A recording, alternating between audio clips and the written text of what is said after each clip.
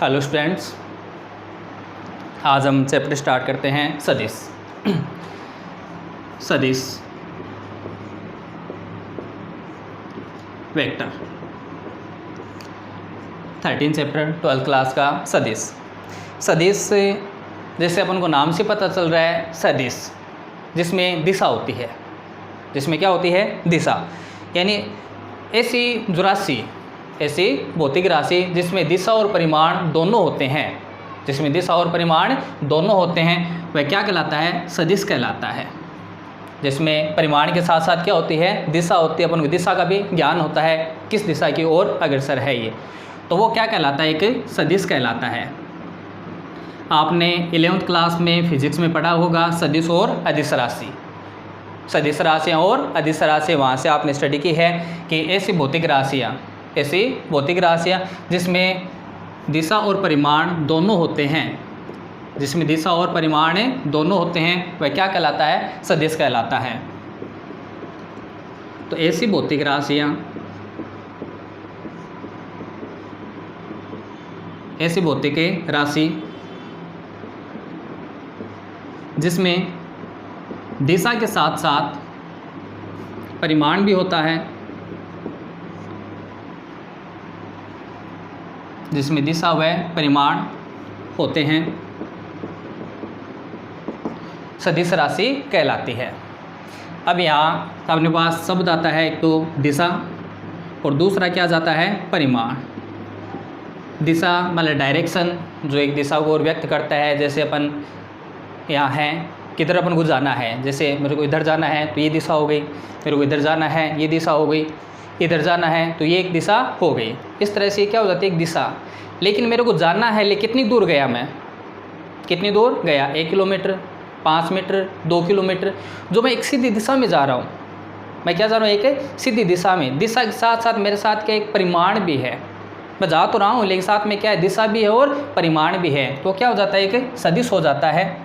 तो यहाँ अपने पास परिमाण क्या हो जाता है? परिमाण का अर्थ यहाँ पर होता है कोई भी सदिश है, कोई भी सदिश, तो सदिश की लंबाई। जो सदिश की लंबाई है वो क्या हो जाती है? इसकी परिमाण हो जाती है। और अपन इसको व्यक्त करते हैं ए बी वेक्टर से। किसे व्यक्त किया जाता है? ए बी वेक्टर से। यानी कहने का मतलब है कि आपसे कह दिया जाए, बताओ सदिश की लंबाई क्या है।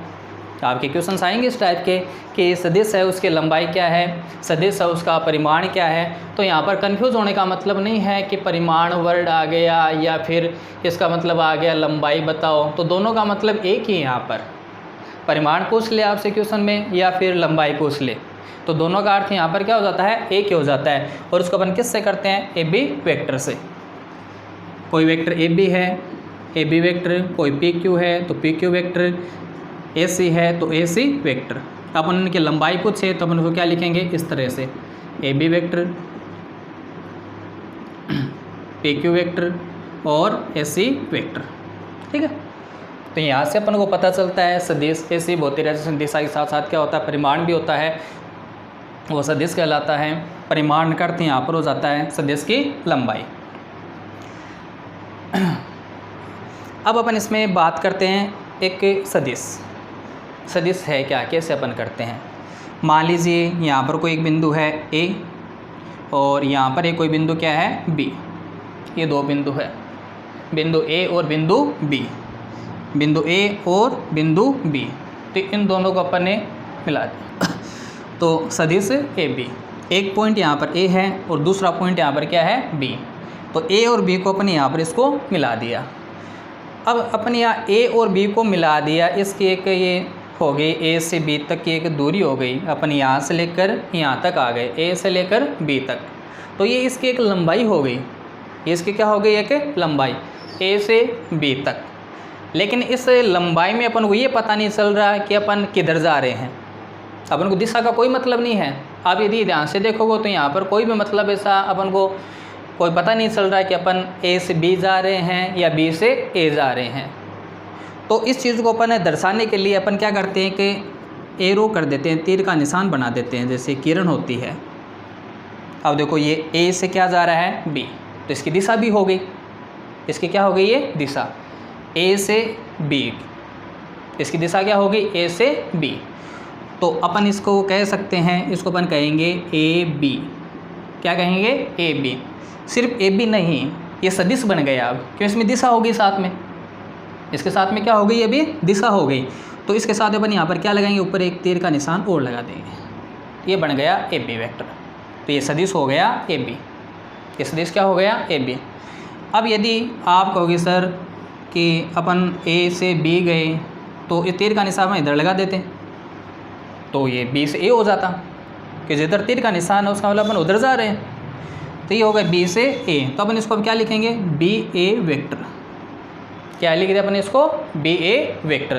तो ये क्या हो जाता है, सदिश हो जाता है, ये क्या हो जाता है, एक सदिश। चलो इसको थोड़ा सा नोट कर लो।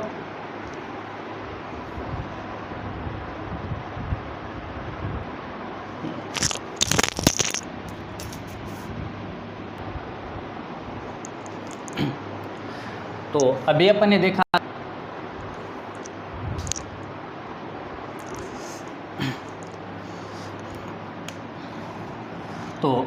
ने देखा सदिश कि ए से बी है, ए से बी, ये क्या हो जाता है, ए बी वेक्टर, ये क्या हो जाता है, ए बी वेक्टर। अब अपन बात करते हैं इसकी सदिश के आगे, इसकी डिनोट कैसे करते हैं, किस तरह से होता है। ये एक्स एक्स, ये वाई एक्स, और एक होता है जेड, ठीक है ना। एक्स एक्स हो गया, वाई एक्स हो गया, और एक्स एक्स, ठीक है, एक्स वाई और जेड, तीन। तो ये जो जेड है वो क्या होता है, हवा में होता है, ठीक है ना, इस तरह से, इस तरह से। एक तो ये एक्स हो गया, एक ये क्या हो गया, वाई हो गया, और तीसरा क्या होता है, इस तरह से होता है जेड, ठीक है ना। तो ये जेड जिसको अपन इस तरह से इसको डिनोट कर देता हूँ मैं, ये जेड, ये क्या हो जाता है आपका x, और ये क्या हो गया y, और ये इसका ओरिजिन O। तो एक्स एक्स, वाई एक्स और z x, x x, y x और जेड एक्स। अब ये जो एक्स एक्स है ये क्या है, वाई एक्स, और ये क्या है, जेड एक्स। ये देखो तीर के साथ इसको दिशा व्यक्त करते हैं अपन, ये होता है आई केप, ये होता है जे केप, और ये होता है के केप, आई केप, जे केप और के केप। यहाँ पर आई जे ओ के, यहाँ आई जे और के दिशा को व्यक्त कर रहे हैं कि आई केप है वो एक्स एक्स की दिशा है, जेड केप है वो वाई की दिशा है, और के केप है वो किसकी दिशा है, जेड की दिशा है। कि आई केप तो किसके लिए हो जाएगा, एक्स के लिए, जो एक्स एक्स की दिशा बताते कि इधर एक्स एक्स की हो जा रहा है। ये जेड केप है, ये किसको बताएगा, वाई की दिशा को, और के केप है किसको बताएगा, जेड की दिशा को।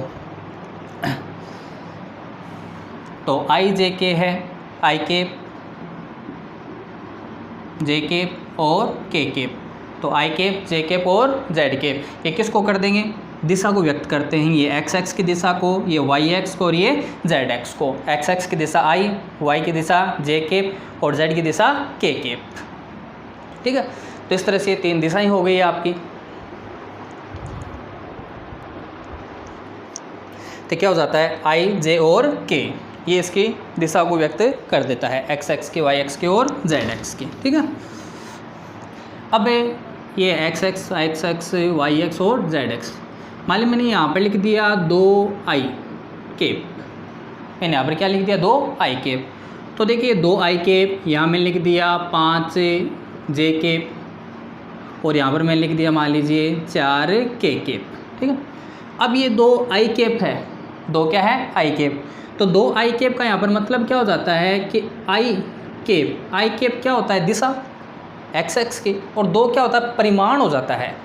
2 क्या हो जाता है, परिमाण, यानी लंबाई, यानी ये 2 इकाई का सदिश मान लीजिए यहाँ तक, ये इसकी क्या हो जाती है, लंबाई 2 इकाई, 2 आई केप। इसी प्रकार से मान लीजिए 5 है, तो ये लंबाई हो गई जे केप के लिए, जो जे केप की दिशा में जो सदिश है, जे केप की दिशा में जो सदिश है उसकी लंबाई ये कितनी हो जाती है, 5। इसी प्रकार से ये के केप, इसकी लंबाई कितनी हो जाती है, 4 के केप। तो इस प्रकार से ये जो 2 है वो किसको डिनोट कर रहा है, लंबाई को। 5 भी किसको कर रहा है, लंबाई को, किसकी दिशा में, जे की दिशा में। ये जो जे दिख रहा है ना, ये क्या है, दिशा कर रहा है वाई की दिशा में, ठीक है ना। तो 5 जे के 4 के तो 4 हो गई इसकी लंबाई, और के क्या हो जाती है, इसकी दिशा को व्यक्त करता है। जैसे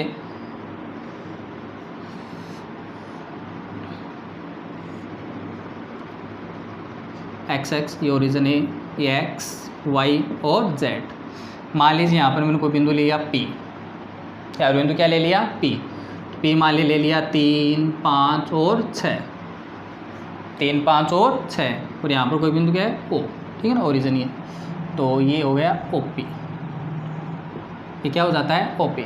सही नहीं है, लेते तो अपन यहाँ पर बिंदु क्या लिया, पी लिया एक, ठीक है ना। एक बिंदु क्या ले लिया अपन यहाँ पर, पी ले लिया, बिंदु पी, जिसका अपन ने क्या ले लिया, 3, बिंदु क्या लिया, 3, 5 और 6। अब ये बिंदु 3 है वो किसके लिए, x के लिए निर्देशांक, 5 वो किसके लिए, y के लिए, और 6 वो किसके लिए, z के लिए। यदि हम ध्यान से देखो तो ये x का मान, ये y का और ये z का। तो ये 3, 5 और जो 6 वो क्या है, परिमाण है, क्या है, परिमाण। जो 3 है वो किसके लिए हो जाता है, x के लिए। तो OP वेक्टर क्या है, OP वेक्टर 3 i के, क्यों i की दिशा में, किसकी दिशा में, i की दिशा में। ये तो क्या है, परिमाण है 3। अब इसकी दिशा, तो ये x के लिए है, किसके लिए है, x की दिशा में। तो ये हो गया i के, क्योंकि x की दिशा क्या होती है, i, y के की दिशा क्या होती है, j, और z की दिशा क्या होती है, k। तो i की दिशा, सॉरी x की दिशा क्या हो जाती है, i के, y की दिशा क्या हो जाती है, j के, और z की दिशा क्या हो जाती है, k। तो बिंदु P के लिए 3 के लिए क्या आ जाएगा, 3i, 5 के लिए क्या आ जाएगा, 5j, और 6 के लिए क्या आ जाएगा, 6k। तो ये बन गया OP वेक्टर बन गया। ये क्या बन गया अपना, OP vector 3i + 5j + 6k, जिसको अपन बोलते हैं बिंदु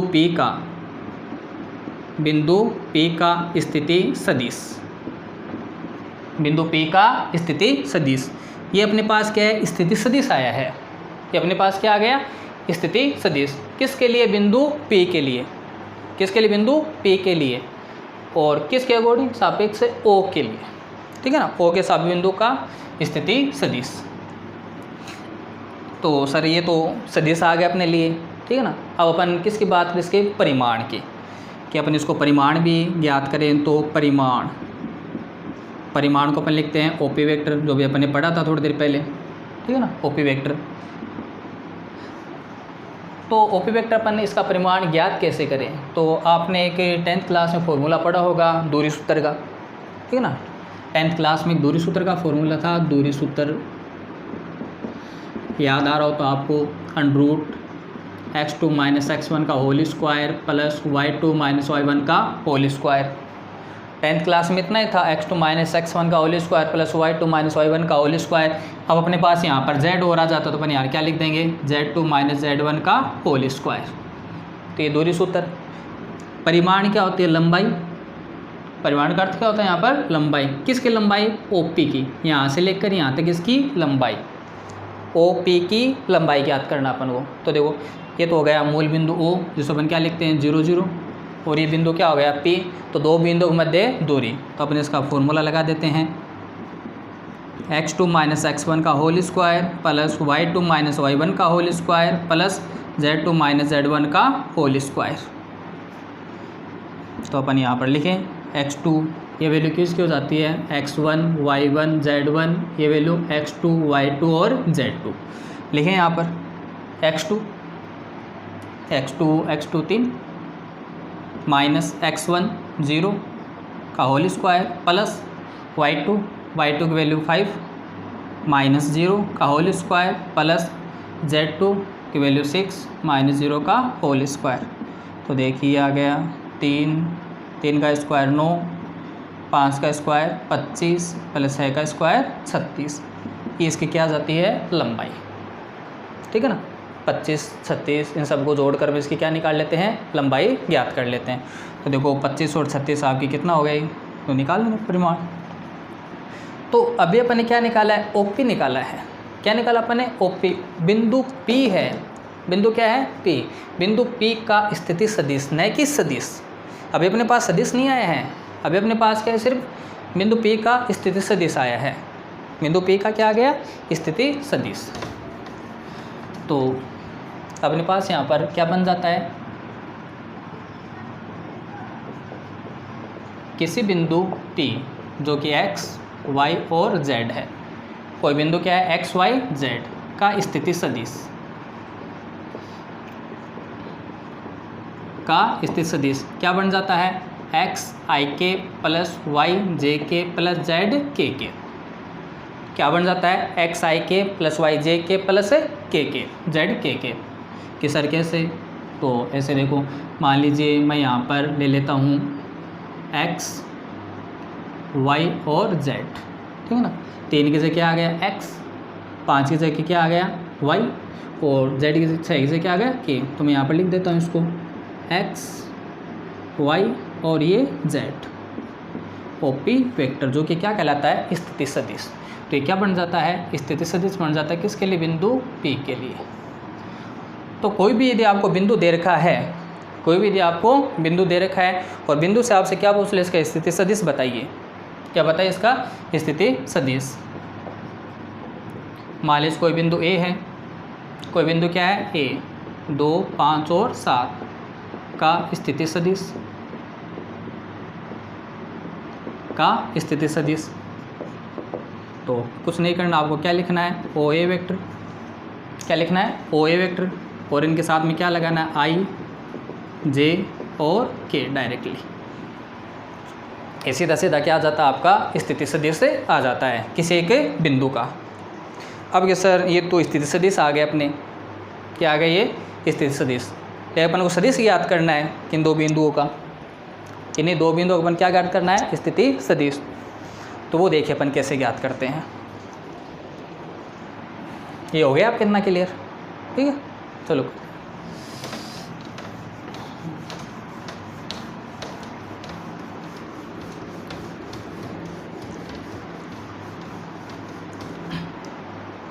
परिमाण क्लियर हो गया। अपन को परिमाण ज्ञात करना हो, कोई भी सदिश है या स्थिति से कोई भी सदिश का परिमाण ज्ञात करना, अपन यहाँ पर क्या लिख देंगे, x square plus Y square plus Z square. Directly अपन x square plus Y square plus Z square, ये क्या हो जाता है उसका परिमाण, ठीक है। अब आगे चलते हैं, देखिए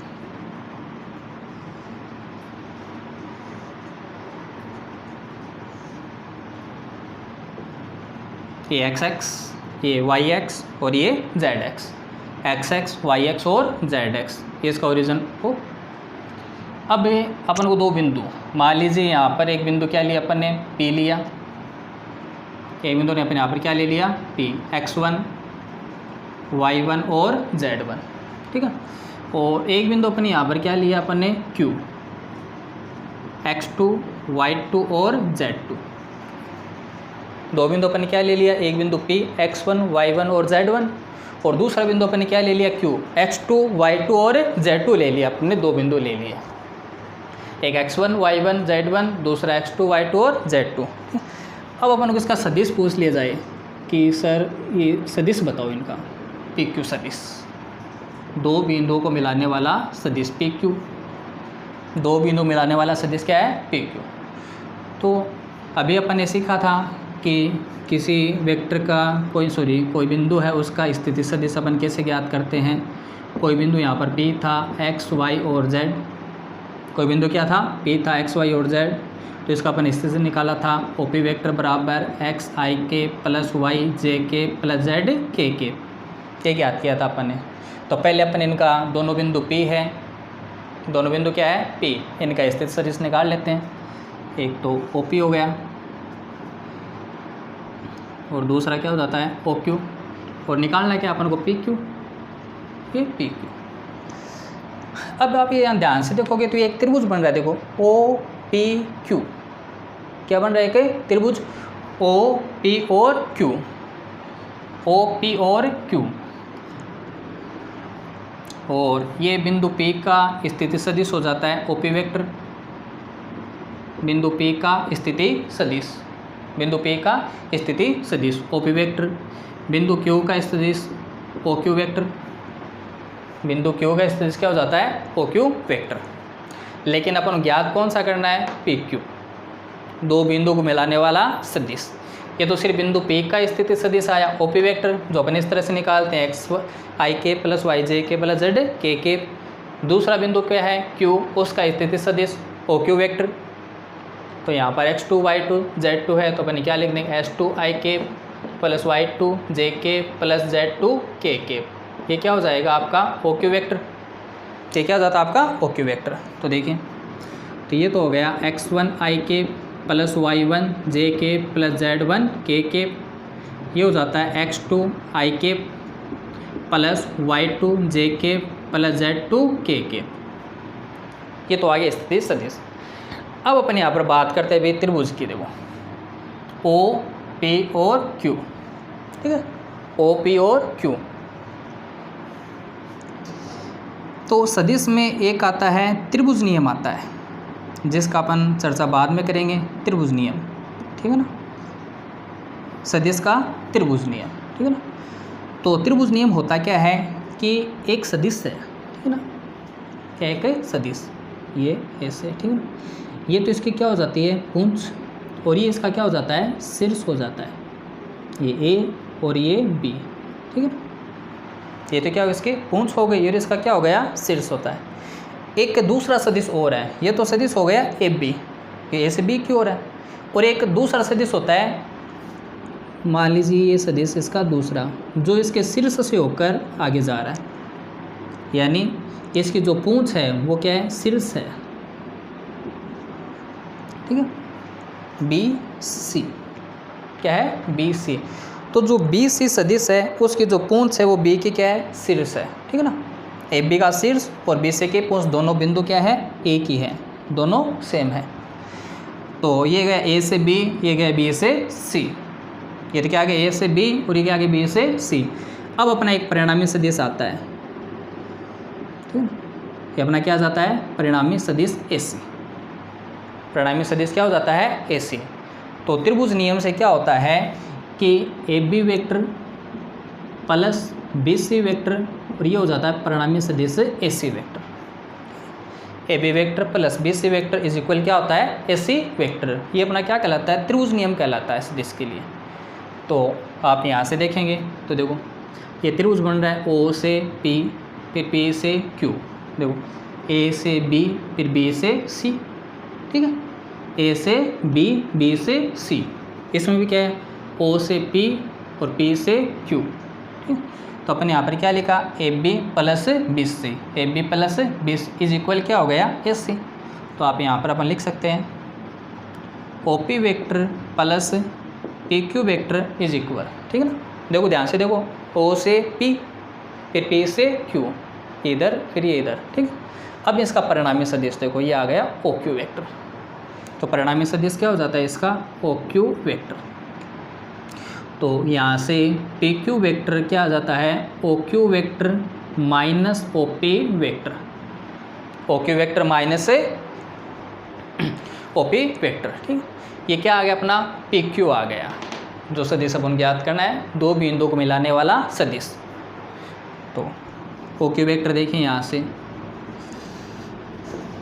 तो P Q vector O Q vector की वैल्यू अपन क्या रख देते हैं x2 i के प्लस y2 j के प्लस z2 k के minus O P vector x1 i के प्लस y1 j के प्लस z1 k के। पी क्यू वेक्टर क्या आ गया x2 i के प्लस y2 j के प्लस z2 k के minus O P vector x1 i के प्लस y1 j के प्लस z1 k के। देखिए आई केप, ठीक है, दोनों में आई केप कॉमन आ रहा है।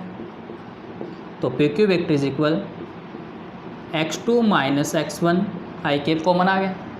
अगले में देखिए जे केप, जे कॉमन आ रहा है, तो y2 माइनस y1 जे केप, और इसी प्रकार से अगले में कॉमन आ गया z1 minus z2 minus z1 के। ये आपका बन जाता है स्थिति पी क्यू वेक्टर बन जाता है दो बिंदुओं को मिलाने वाला सदिश।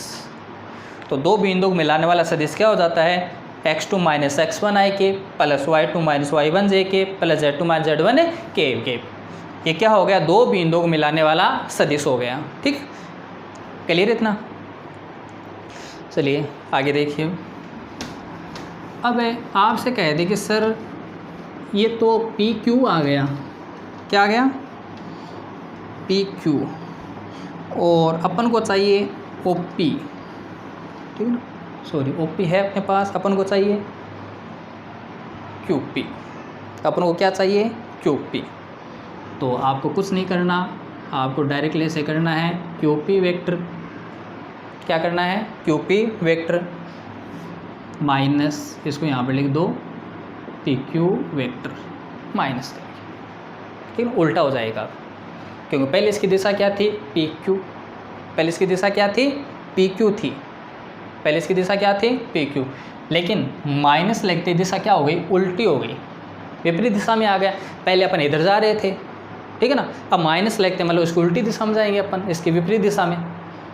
तो ये क्या था, पी से क्यू दिशा में थी पहले, ये कौन सी दिशा में थी, पी से क्यू, तो ये पी क्यू था, इसके बाद अपन ने क्या लगा दिया, माइनस, तो इसकी दिशा हो गई विपरीत। तो पहले पी से क्यू था, तो इसकी विपरीत दिशा क्या हो गई, क्यू, क्यू पी, तो आ गया Q P vector minus P Q vector. अपन इसको लिख सकते हैं Q P vector minus P Q vector क्या है, x2 minus x1, x2 minus x1 आई के प्लस y2 माइनस y1 जे के प्लस z2 माइनस z1 के, ये आपका आ जाता है क्यू पी वेक्टर। यानी इसकी दिशा अपन उल्टी कर दे, माइनस कर दे। चलो इस पर अपन एक दो एग्जाम्पल लेते हैं। ये एग्जाम्पल देखो, तो अभी तक अपने वैसे पढ़ा क्या था, सदिश, क्या पढ़ा था अपने, सदिश कि जिसमें दिशा और परिमाण होते हैं। तो अपने एक नाम आया था दिशा, और एक नाम क्या आया था अपने पास, परिमाण। परिमाण का मतलब क्या हो जाता है, इसकी लंबाई। परिमाण का मतलब क्या हो जाता है, इसकी लंबाई, root x2 minus x1 x square plus Y square plus Z square, ठीक है, परिमाण। फिर अपन ने पढ़ लिया पोजीशन वेक्टर, स्थिति सदिश, फिर अपन दो बिंदुओं को मिलाने वाला सदिश। अब अपन इस पर एग्जांपल लेते हैं।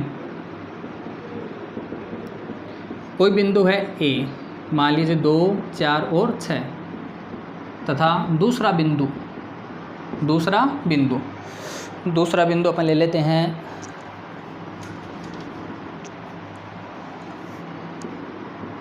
5, 7 और 8 को मिलाने वाला, दोनों बिंदुओं को मिलाने वाला सदिश ज्ञात कीजिए।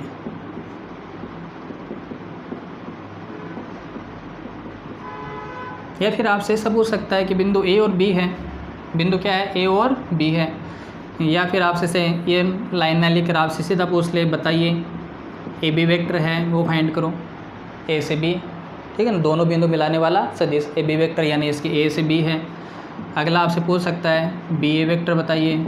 इस तरह से दो क्वेश्चन बन जाते हैं इसके अंदर। एक तीसरा क्वेश्चन और बन जाता है, परिमाण बताइए इसका, ठीक है। तो बिंदु ए और बी, तो देखिए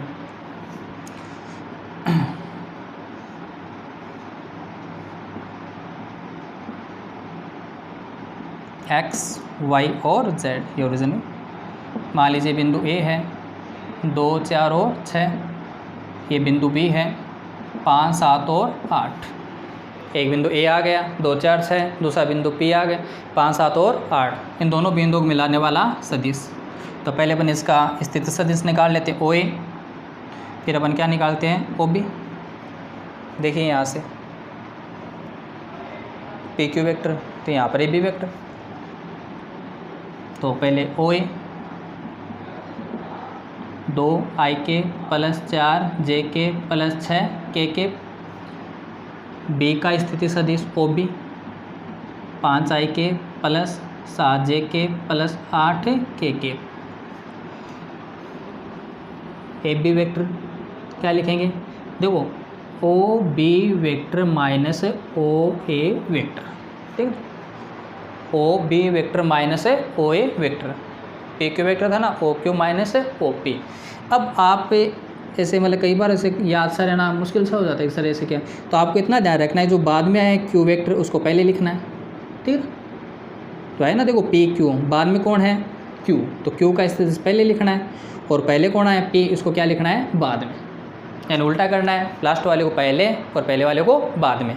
तो यहाँ पर पहले कौन है, सॉरी लास्ट में कौन है बी है, तो बी को क्या लिख दिया पहले, और पहले कौन है ए, उसको क्या लिख दिया बाद में। तो ओ ए वेक्टर माइनस है ओ बी वेक्टर माइनस है ओ ए वेक्टर, तो O B 5i plus 7j plus 8k minus 2i plus 4j plus 6k।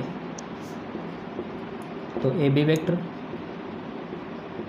5 minus 2, तो 5 से 2 गए 3i के, 7 माइनस 4, 7 में से 4 गए 3j के, और 8 में से 2 6 गए 2k। ये आ गया आपका ए बी वेक्टर, ये अपना क्या आ गया ए बी वेक्टर, ठीक है। अब दूसरा और क्या पूछा आपसे, बी ए वेक्टर, क्या पूछा आपसे दूसरा बी ए वेक्टर, तो बी ए भी निकाल दो। बी ए वेक्टर क्या बताया था ए बी वेक्टर, इसका विपरीत हो गया ना बी ए, देखो पहले क्या था ए बी, ए से बी की ओर, ए से क्या था बी की ओर, तो ए से बी। अब दूसरा क्या उसे बी है उल्टा, इसके विपरीत दिशा में, इसके विपरीत दिशा में, ठीक है, विपरीत दिशा में, तो उसका उल्टा कर दो माइनस ए बी। तो B A vector minus A B क्या आया था देखो, 3i के प्लस 3j के प्लस 2k के माइनस 3i के माइनस 3j के माइनस 2k के, ये आपका आ गया बी ए वेक्टर। कौन सा वेक्टर आ गया आपका, ये बी ए वेक्टर। इस तरह से आपसे पूछा जाएगा कि दो बिंदु दिए हैं आपको, बिंदु ए दिया है और बिंदु क्या दिया है बी दिया है, तो बिंदु ए और बी को मिलाने वाला सदिश ज्ञात कीजिए। या फिर डायरेक्टली आपसे पूछ लिया जाएगा ए बी वेक्टर बताइए या फिर बी ए वेक्टर बताइए, तो बिंदु ए का स्थिति सदिश और बिंदु बी का स्थिति सदिश, ओ का स्थिति ओ ए 2i के प्लस 4j के प्लस 6k के, बी का 5i के प्लस 7j के और 8k के, ये तो आगे इनका स्थिति सदिश। ये क्या कहलाते हैं इनके स्थिति सदिश, पोजीशन वेक्टर हो जाता है ये आपका, ये तो आगे आपके स्थिति सदिश।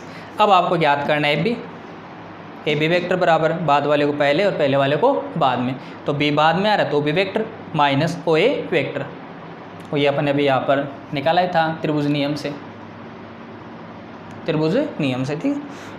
तो ओ बी वेक्टर क्या है 5i के प्लस 7j के प्लस 8k के माइनस 2i के प्लस 4k के प्लस 6k के, 5 से 2 गए 3, 7 में 4 गए 3, 8 में 6 गए, तो ये आ गया आपका ए बी वेक्टर।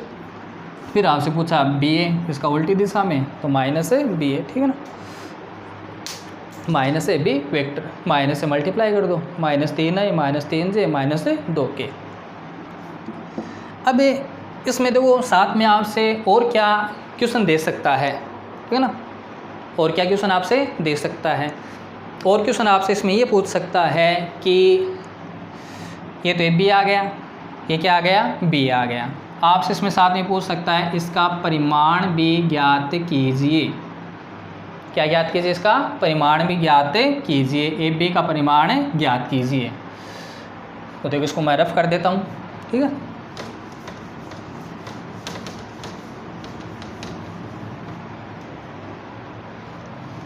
तो मैंने आपको परिमाण के बारे में बताया था, परिमाण का मतलब क्या हो जाता है, इसकी लंबाई हो जाती है, परिमाण क्या हो जाता है इसकी लंबाई।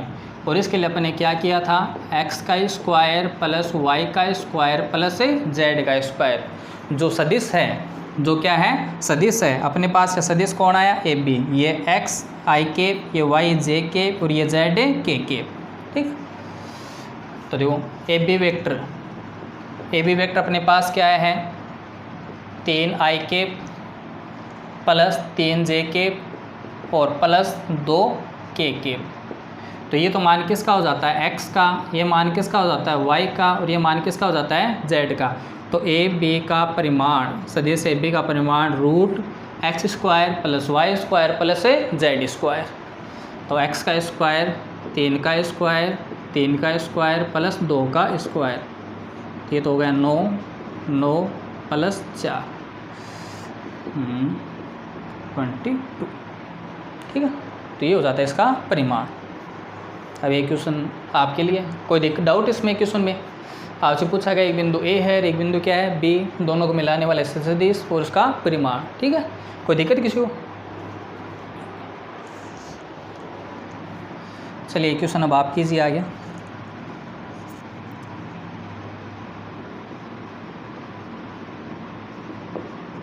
बिंदु 4 5 -3 तथा -1 2 और -3